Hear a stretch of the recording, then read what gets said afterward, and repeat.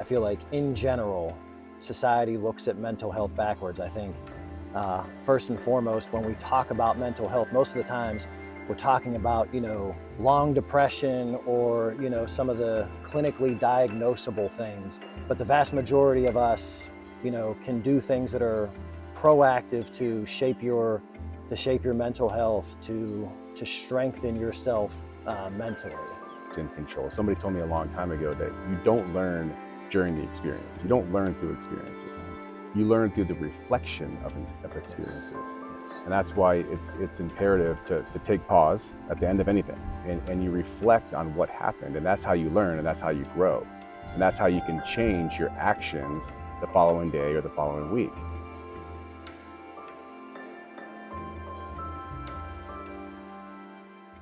So, Justin, thanks again for coming together to have probably I think this is the more important conversation that we wanted to have. Last time we talked about the importance of physical fitness and routine and discipline and things like that. And for sure, it's difficult to disassociate physical fitness with mental health. But today this is this is definitely the more important conversation that we want to have. The foundations of mental health, the foundations of thinking.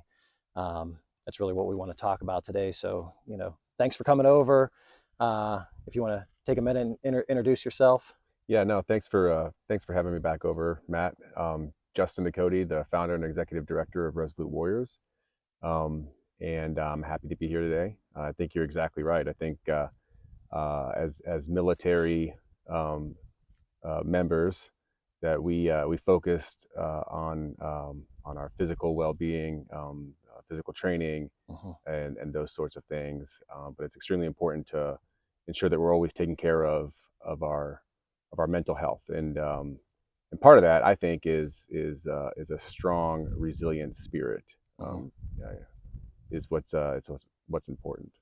Yeah, I think for me the mental health aspect, it's what shapes the way that you look at the world, the way that you look at the universe and everything that's going on. And physical fitness definitely an important part of that. It's an approach, but how you are thinking about your own thinking, how you are prioritizing, how you spend your time to be proactive with mental health, I think is uh, definitely more important than the physical fitness aspect. Sure, yeah, and they're both similar too. That I think that with regards to physical fitness, it's a decision. You don't wake up one day and just fall into good physical shape. It's a decision, and you have to build a plan, and you have to have an approach Mhm. to physical fitness. Same thing for your mental resiliency. Yeah. Is I think you have to wake up each day, and you have to make a decision, and you have to develop an approach to how you're going to build mental strength, mental resilience, Mhm. and the result of that is a healthy mind and healthy spirit. Yeah. I think one of the main reasons why I I want to take the time out to make a podcast to share this with other people is I spend probably a little bit too much time, looking at social media and watching how, the topic of mental health is covered, especially within social media. There, not to discredit, some of the more positive influencers that are out there that are probably doing things right, but I feel like in general, society looks at mental health backwards. I think first and foremost, when we talk about mental health, most of the times we're talking about, the not not the ways to be proactive to prepare yourself better to think better, but we're talking about, long depression or, some of the mental problems that people have, like clinically diagnosable things. And I think in general, there are people that suffer from those types of things, but the vast majority of us, can do things that are proactive to shape your mental health, to strengthen yourself mentally. No, yeah, absolutely. Yeah. So I think for me, the starting point. when you talk about proactive mental health, the starting point is identifying, what you control versus what is completely out of your control. And what we were talking about, right before we turned the cameras on, when when we are born, we are emotional creatures. Human beings are emotional creatures, and it is a constant struggle from the day you are born, when you are crying, when you're hungry, when babies cry for, affection or whatever it is. It is a constant struggle for the rest of your life to be more mature about that, and to think about that, and to realize, probably the most important thing is, you know we as human beings, what makes us human is we have the ability to think about our own thinking, metacognition. And it's because we have that, we can identify, what's in my control, my thoughts, and what I, the physical things that I do about you know the physical things that I respond with, versus what's not in my control, which is really everything else. I don't control how other people, treat me. I don't control the weather. I don't control, the animals. I don't control anything else but how I think about something and what I do about it. And I think that's the Mhm. starting point. I think we have, some interesting discussion topics just off of that. Yeah, yeah, absolutely. And when you realize what you cannot control, then you realize what you can control so much more. Mhm. When I wake up each morning, I spend time focusing on my values and what my purpose is. And I'd recommend people do the same. Mhm. Is spend extra time and energy realizing what your purpose in the world is. What are Mhm. you meant to do, and what do you value? Mhm. You take a look at all the values in the world, and take out a piece of paper and a pencil and write down what are your top 5 values. And when you realize what you value and what your purpose is, it helps you create more context. Mhm. Uh, all the little things that happen in the day, all the social media interactions, all the emails, all the frustrations of the day might help lead to more stress. Mhm. But when you realize what your true purpose is, that is your guiding star, that is your guiding light. It helps you kind of cut through all the insignificant things that happen throughout the day and focus on what is more important. Mhm. For me, that leads to true resiliency. Yeah, for sure. I think one of the more interesting differences between how we approach things is, faith and philosophy. I don't want to say faith versus philosophy. We're not here to debate, which one is more effective. I think for both of us, it it fills a very important purpose within our lives. Me with philosophy and how I shape my thinking, you and faith and how you shape your thinking. uh, I think the difference that is worth exploring here, is how, the philosophy we already talked about, what I control versus what I don't. I think from my standpoint, I don't control the universe, Right, right? I right. control my thoughts and my actions, and the universe doesn't care about me, right? The universe happens, and I just have to accept it, right? Hmm. And that's a constant struggle to learn how to accept. No matter what happens, you accept it and you do the best that you can in that moment. And I think that the difference with faith, at least with Christianity and some of the other major religions, is that, rather than the universe just happening, it's more from an approach that, God is in control. Yeah, exactly. Yeah. That is your guiding star, Mhm. is some higher being. And for Christianity, that's God, and, Mhm. and Christ is your guiding star. That is to teach you what is right. But you do have free will. Mhm. The same as in philosophy, you have Mhm. free will, and you Right. can control your actions.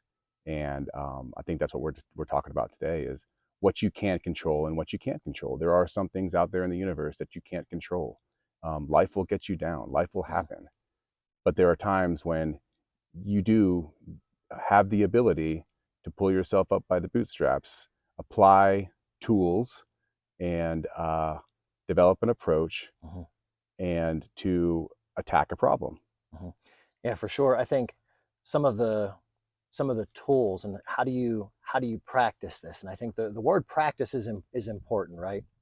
It is way too easy, and I think this is the struggle that so many people have, is you go through life just reacting to whatever happens in the world. You're not taking the time to stop and think about what's happening. You're not deliberately, thinking about how you're thinking about things. I feel like I am most in control of myself. And again, I only control myself. I am most in control of myself when I'm doing the things like, last time you mentioned the meditation, right? Waking up in the morning and deliberately taking out time from your morning to think and think through things, to prioritize what's important to you for that day, prioritize how you're going to use your time. And it's way too easy to not do that. Right. It's difficult to do that day in and day out, but it's important to stop and think in the morning, so you are not just reacting to whatever happens, that you do have a plan for the day. And it's also important at the end of the day to reflect on Exactly. each and every day, because we don't know if tomorrow is going to happen. Right. You have to take control of your life, take control of your thought process. And again, for me, I do that best. I am most in control of myself when I am deliberately thinking in the morning, reflecting at night, and everything else seems to flow so much better from there. That's when we're all most in control. Somebody told me a long time ago that you don't learn during the experience. You don't learn through experiences. You learn through the reflection of experiences. Yes. And that's why it's imperative to take pause at the end of anything. In the military, we call them AARs, after action reviews, right? We stop, we take pause. After action reviews are best if they're done a week or two after the event. Nobody's emotional, nobody's in the moment. You take pause and you reflect on what happened, and that's how you learn, and that's how you grow, and that's how you can change your actions the following day or the following week. If you had a negative interaction with a coworker, in the moment, you're angry, you're upset. It's a negative reaction. You have a point of view, that person has a point of view, and they clashed. Let's say that happened. That night or the next morning, you reflect on that experience. What can I control? What can I not control? I can't control that person's point of view, most likely. I can't control how that person's day is going. But you reflect on it. You realize I can't control those things. How could I have responded better? Yeah, because it's about what can you control. You control Exactly. how you respond to it. Yeah. Exactly. Yeah. And during that reflection, that's where that realization comes into play. You realize that, you adjust your approach, and you come into your next day, energized and ready to meet that day's challenges. Yeah. And just to go back to one of the words I think is important about this is the practice. The using the term practice the same as how elite athletes approach practice. It's the process that gets you better day in and day out. How a doctor practices medicine. It is something that you have to deliberately do. You're not going to learn how to be a doctor overnight. It's the practice of deliberately taking time out, deliberately making a plan, deliberately learning the things that you need to do, reflecting. And the same practice is important for how you shape your thoughts, so you can more effectively understand what you do control and what you do about it. Right. Yeah, no, absolutely. Practice is extremely important, and nobody's perfect, right? Before we turn the cameras on, we were talking about how, at times, we have these positive habits, right? We try to form positive habits, but at times we're not perfect, and we don't live up to those habits, and we don't have these reflections, or we don't take a deliberate approach. And life takes place. You know, you have to bring the kids to soccer practice or dance practice, and or maybe the boss is coming down on you pretty hard at work, and and we deviate from our routines. Hmm. What happens then? At times, things just start to kind of fall apart. Hmm. You want to elaborate on that a little bit? Yeah, I think a lot of times it's too easy to to not follow your routine. That Yeah. sometimes there is a lot going on. You mentioned soccer practice, or whatever thing you have to do, with your kids. You sign them up for too much. You have too much going on at work, and it's too easy to just become reactive to what's going on in the world, right? Where the more deliberate approach is to stop and think and make sure that you have the routine established, to stop and think in the morning, to reflect at night, to use the tools throughout the day. It's way too easy to just forget about all that and just react to everything as it Mhm. comes. And that's when, for me, that's when I'm having the most difficulty in my life, is when I'm not following my routine. That's why we started off talking about physical fitness last time, and that starts my routine. That kind of sets things up for me. But then very soon after physical fitness happens, I am thinking about the day, thinking deliberately about, how I'm going to prioritize my time, and reminding myself to use those tools. And throughout the day, the things that I listen to going into work, different types of podcasts, they shape my thinking. They are constant reminders to use the tools that I have, so I can be more deliberate about it. Because again, the easier thing is to just not do any of that and just to react to whatever's going Mhm. on, in the universe. And then it just builds up on you. And oh, I just have so much going on right now. Right. It it's it's more difficult. It's a challenge. But it when you are deliberate with your routine, when you are deliberate with the tools that you use, that's, for me, that's what works the best. That's when I am in most control of myself. Exactly. Your health, your mental health will degrade Hmm. if you allow life to take you for a ride.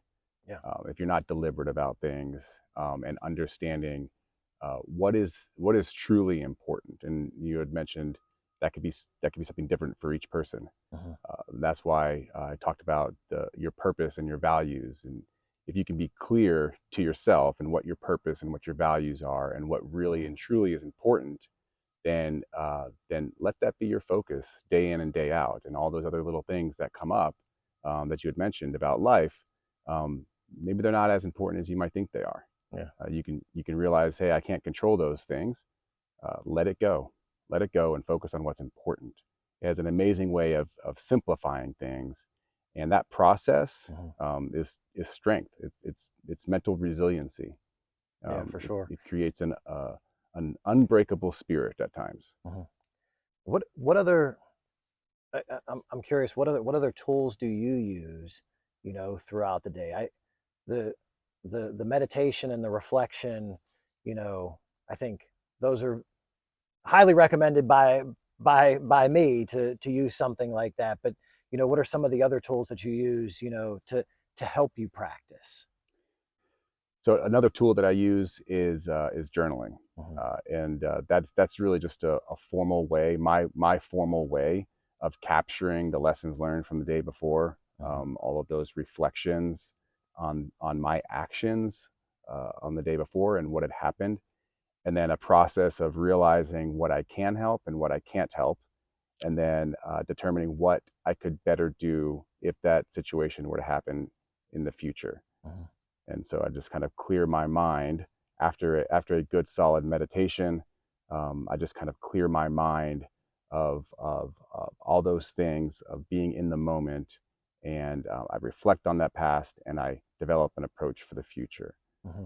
Another one of the things that I think is interesting between faith and philosophy, you know, one of the tools that I use is who's watching over me, pretending that somebody's watching over me as I interact with my kids. I like to think that Mr. Rogers, kind of the pinnacle of how to be a kind human being, especially dealing with children, right? Especially dealing with young children. And, young children, they can be overwhelming sometimes, but the tool that I like to use, especially dealing with young children, is thinking that Mr. Rogers is watching over me and, critiquing how I would, how I could improve my interactions with my kids or with anybody else's kids, And Mr. Rogers doesn't work for every situation in my life, but there's other people that I like to think are, watching over me and critiquing me. And I think that's very similar from a faith aspect. You see a lot of people that wear bracelets or reminders, what would Jesus do? Hmm. And the idea is to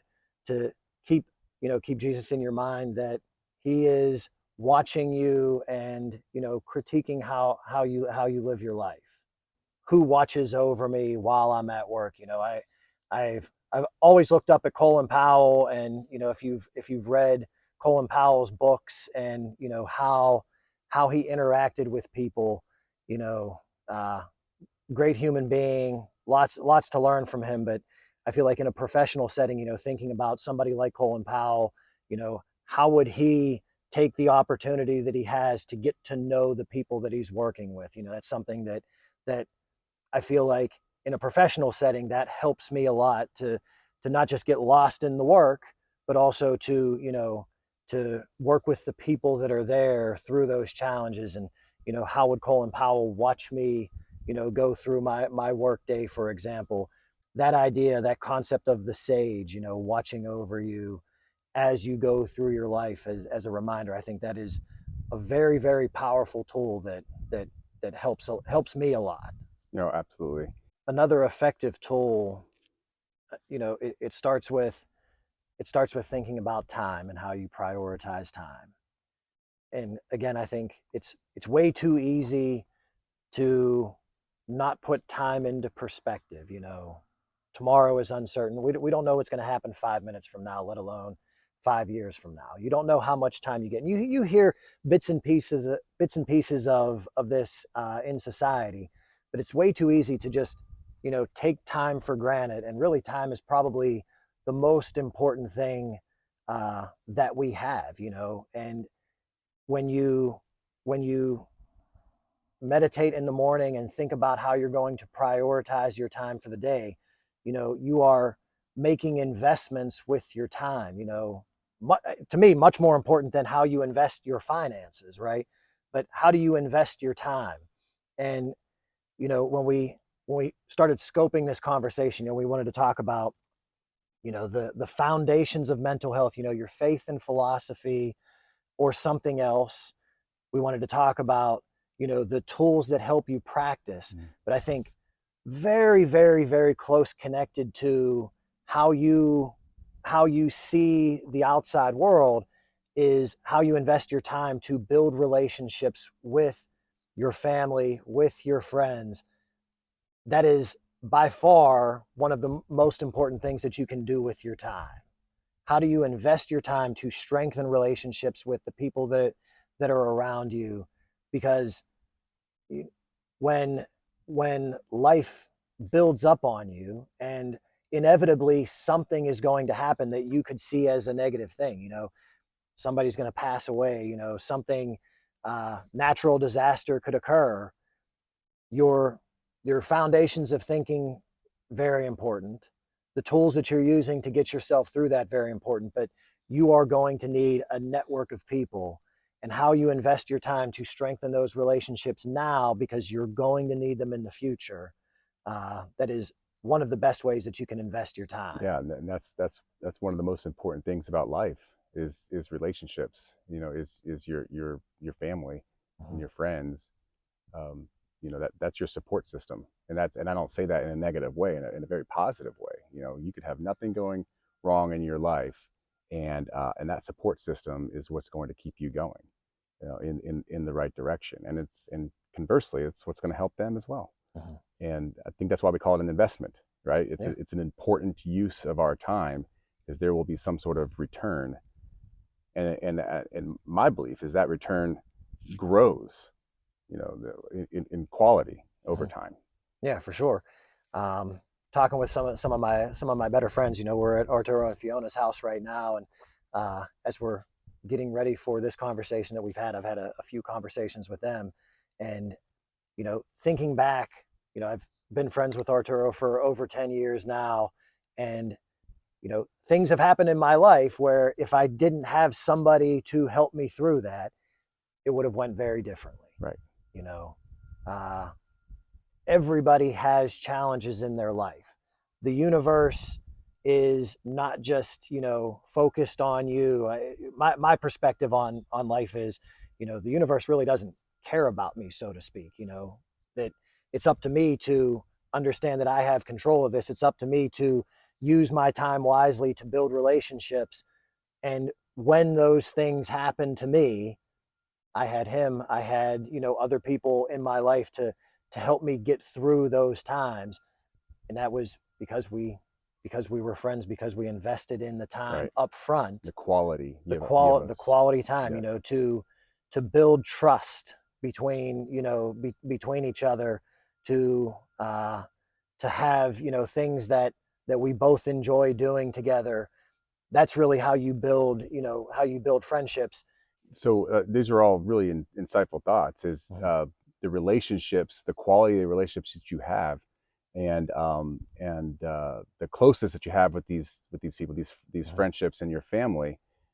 It's all there. It's all a structure. We don't know if there will or will not be an incident or a stressful event in the Mhm. future. Most likely, yes, because life is full of stressful events, and that's a big reason why I started Resolute Warriors. Is really at its core, what we do is connect service members to each other to form strong relationships and strong bonds of among soldiers who have very similar experiences, and so they have these strong bonds.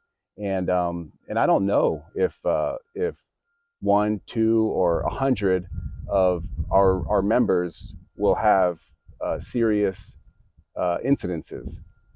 We will never know. Mhm. But that's besides the point. It's about building strong relationships and strong bonds amongst each other before an incident takes place. Mhm. It's laying a solid foundation of trust, as you had mentioned. It's very important. Yeah. I mean, I would just offer that it probably will happen. There will Hmm. be a time where you're going to need other people, Exactly. and No, it no, is, exactly. how you spend your time, again, investing in those relationships prior to, the you can't spend enough time doing that. Hmm. Yeah. 100%. Just one other topic, from a from a philosophy standpoint, uh, the idea of judgment, right? When when we talk about what you control versus what you don't control, I Hmm. control my thoughts and actions. I don't control anything that happens within the universe. That's the starting point, but probably the very next thought that I think is really important is how you perceive things, the judgments that you put on different events as they happen. You have a decision to make if there's a natural disaster, when somebody passes away. It's not a question of if somebody's going to pass away. It is going to happen. You have a choice to make. Am I going to apply a negative judgment against this thing, or am I going to accept it as, this is something that was inevitable to happen, and I'm going to look for the opportunity. I'm not saying, when you lose a loved one, that you're not going to be emotional about Hmm. that. It is, we are human beings. That's very difficult sometimes to deal with those types of things. But the sooner that you deliberately, you know, shape your thinking about it, and understand that, that this was something that happened, and I have a choice to make, and you look for the opportunity in things versus, dwell on the negative aspects of it. You have a decision to make there. You have a judgment that you're going to place, good or bad, and it's up to you to make good decisions with how you judge things happening in your life. Yeah, no, exactly. I think that goes back to the context we had talked about before. Is is when an event takes place, whatever stressful event that might be, you absolutely have a decision on how you're going to respond to that, how you're going to rely on those individuals, those close individuals in your life that you've invested time in forming those close relationships with, and how you're going to overcome this incident and move forward and place it in context. And what we don't want people who are watching or listening to this, this is our thoughts, things that have worked for us, how we approach our own mental health. What we don't want somebody watching or listening, what we don't want them to think is that we're a substitute for professionals. Sometimes, like you mentioned before, if you're a soldier and you were in combat and you experience an IED blast, there are physical things that may have happened to you that affects how your brain functions. And this is not a substitute for the professionals. Our discussion here, this is, I think, helpful for just about anybody. It is, when you approach life and thinking through these ways, it is important for any long-term strategy to getting to mental health. But if you have legitimate things that that needs professional help, this isn't really a substitute for that. If you're having those types of difficulties, uh, seek professional help. Mhm. Don't hold it in yourself. Find the professionals, especially if you're in the military. We've taken a very active approach to mental health, and there are so many different resources, so many ways to get the professional help that you need. All right, so again, you mentioned Resolute Warriors again, and the purpose of why you created Resolute Warriors. But what types of events, what upcoming things do you have? Does Resolute Warriors have on schedule? Yeah, so the Fort Bragg All American Half Marathon and 5K, we're putting together a team for that. They train once a week, every Thursday at 1800 on post, and sometimes they meet off post. And then informally, sometimes they may meet on the weekends or other times during the week. And then they're going to enter the race together and then run it together. Anybody that joins our team and registers under our name gets a free Resolute Warriors T-shirt. Yeah. Then we have events all through the summer and then into the fall as well. So if anybody goes to either our Facebook page, website, or Instagram, you can check out our schedule throughout the rest of the year. Yeah, and I'll put all the links to different Resolute Warriors social media accounts. I'll put that all in the show notes Okay. for the podcast, or if you're watching this on YouTube, it's in the description. Yeah, so this is an ongoing conversation. We've been having these conversations at the office. I for me, this is part of my practice in how I'm shaping my own thinking, to have these conversations with you.